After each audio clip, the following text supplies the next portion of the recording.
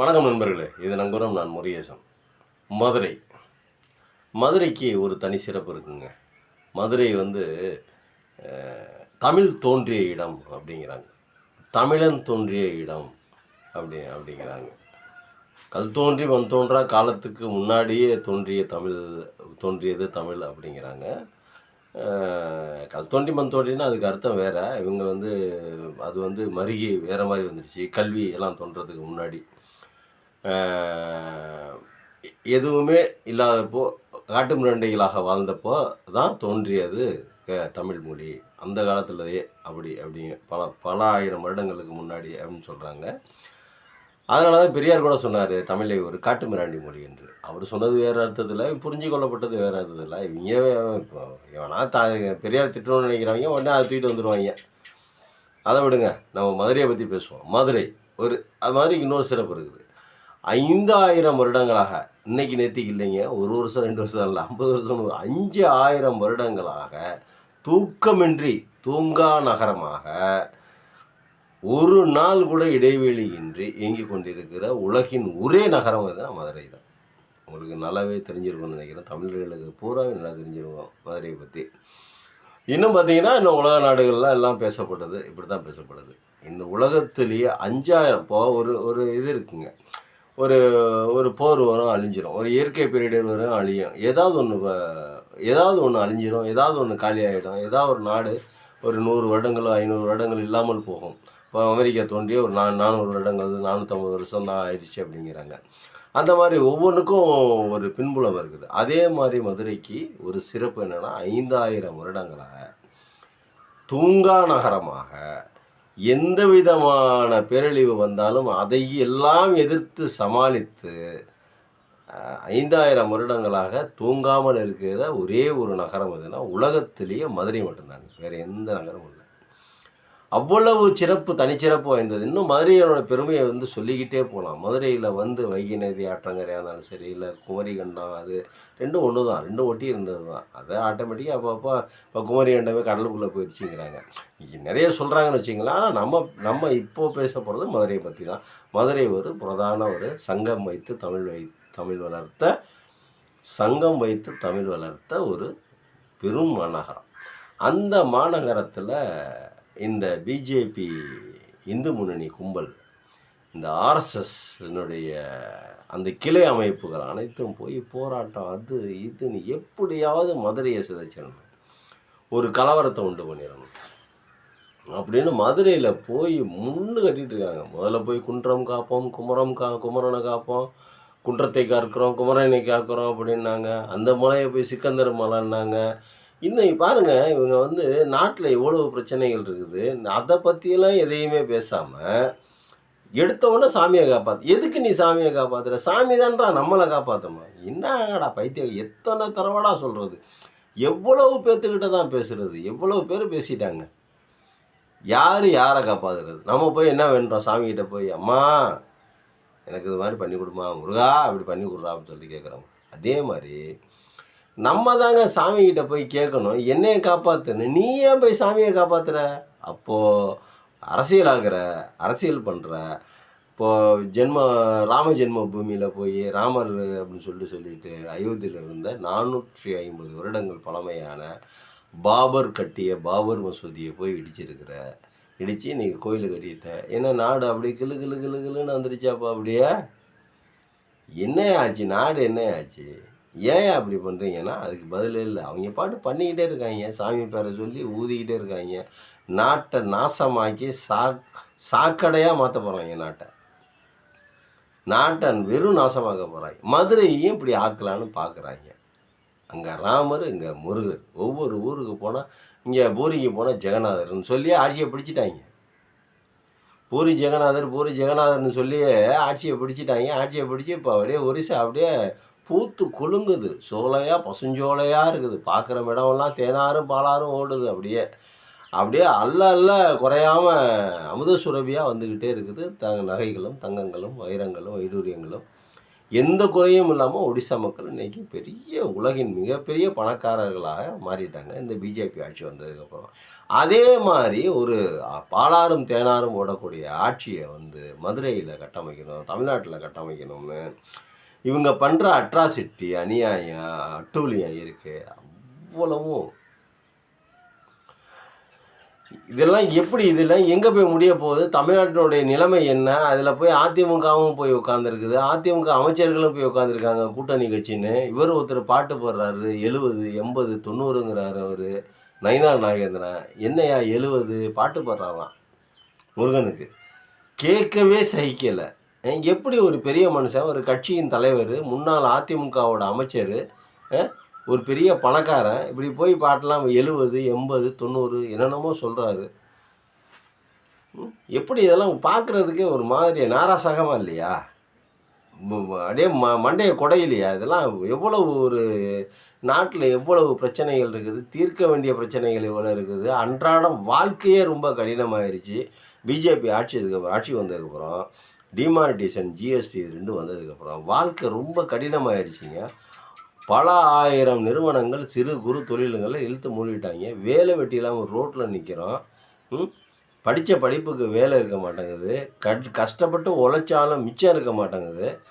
ஒரு நாளைக்கு 800 1000 சம்பாதிக்கிற ஒரு கொத்தனார் வந்து வீட்டுக்கு கொண்டு போய் 200 கூட கொண்டு போக முடியல. அவ்வளவு இதில் வாங்குகிற எல்லாமே ஜிஎஸ்டி போட்டு வலுக்கட்டாயமாக பிடுங்குறாங்க நம்மக்கிட்ட. வாழ்க்கை இவ்வளோ கடினமாக இருக்கும்போது நீ முருகனை காப்பாற்றுறேன்னு முருகன் மாநாடு பண்ண. முருகன் பல ஆயிரம் வருஷமாக அங்கே தான்டா இருக்கார் முருகன். அவனுக்கு ஒன்றும் இல்லை முருகனுக்கு. முருகன் வந்து தமிழ் கடவுள். அவனை வந்து ஒன்றும் பண்ண முடியாது. நீ ஏன் போய் அவனை தூக்கி பிடிச்சிக்கிட்டு இருக்கிறங்கிறதான் இப்போ கேள்வி. அப்போ மக்களை மடைமாற்றி, மக்களை ஏமாற்றி, ஒரு கலவரத்தை உண்டு பண்ணி ஆட்சியை வந்து பிடிக்கலாம் அப்படிங்கிற இடத்துல தானே நீ போய் இந்த மாதிரிலாம் பண்ணிகிட்டு இருக்கிற.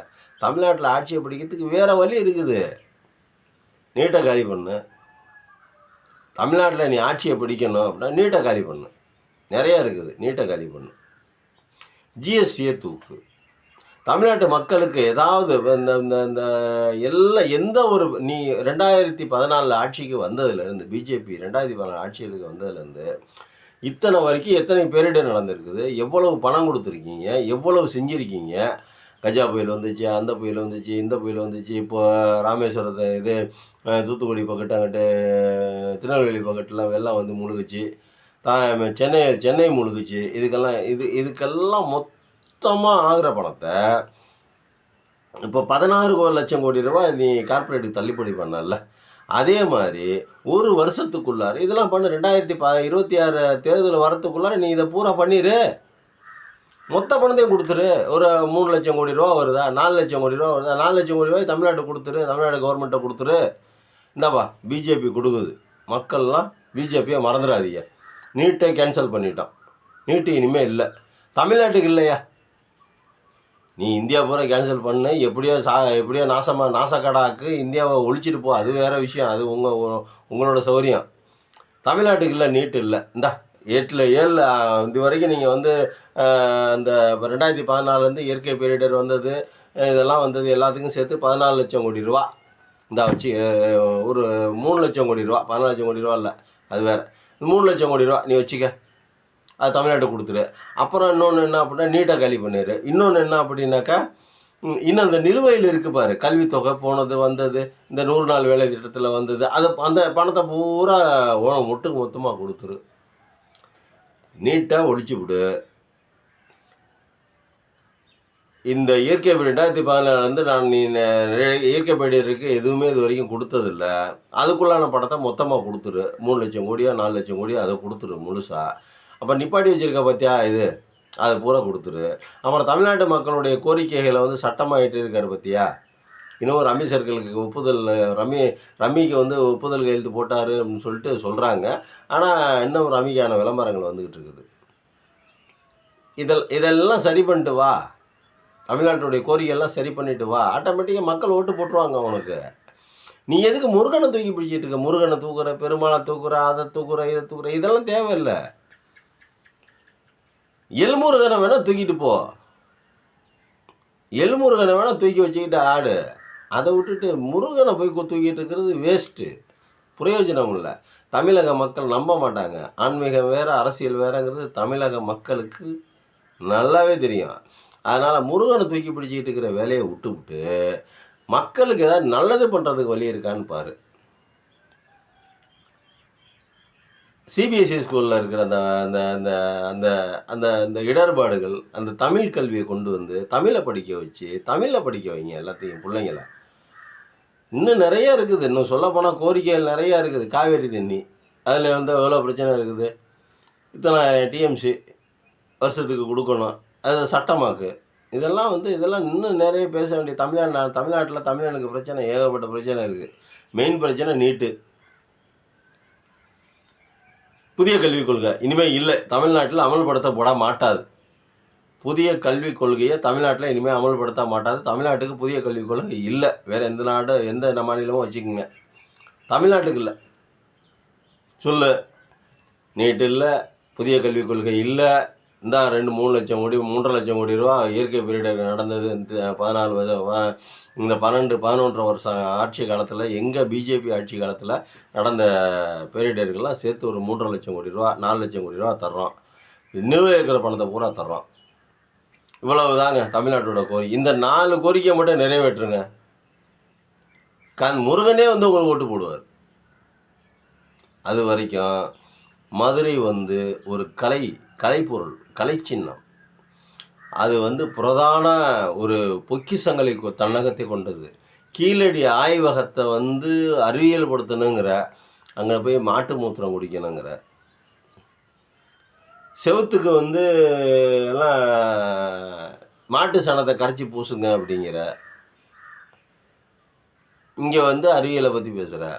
தமிழ்நாட்டுக்கு வந்தால் கீழடி ஆய்வை பற்றி பேசுனா அறிவியல் ரீதியாக அதுக்கு வந்து இது கொடுங்க அப்படிங்கிறீங்க. அதுக்கு நிறைய சான்றுகள்லாம் கொடுத்தாச்சு.